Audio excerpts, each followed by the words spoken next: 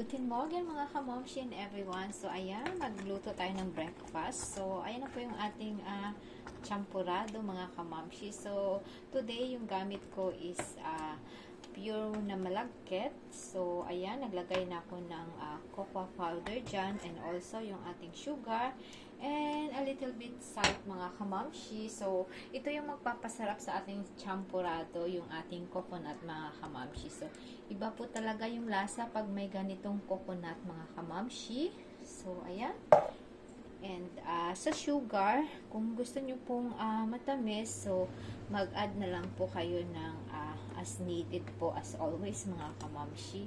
So ayan, so nag-crave ako ng champurado and today nga po is this week medyo masama talaga yung panahon, maulan. So medyo nabaha nga kami dito sa place namin. So ayan, masarap tong partner mga kamamshi. So ayan, konting boil lang natin siya and then ready na po yan mga kamamshi.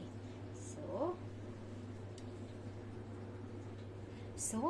mga kamamshi, ayun na po yung ating masarap na breakfast for today, Sunday.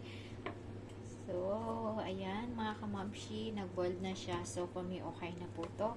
And later, may masarap ako nitong partner mga kamamshi. Yung kanyang milk is galing talaga sa atin. So, ayan na po yung aming breakfast. Super late na breakfast ng mga kamamshi. Mag 11 AM na. So, ayan. Champorado. So, kumakain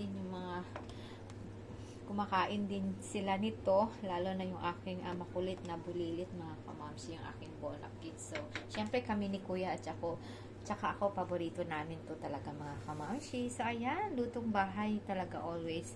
Pagkaing Pinoy mga kamamshi. So, ciao, ciao, happy weekend everyone. And keep safe po sa lahat ng mga nasa dito sa Germany na medyo masama talaga yung panahon this week mga kamamshi. Ciao, ciao!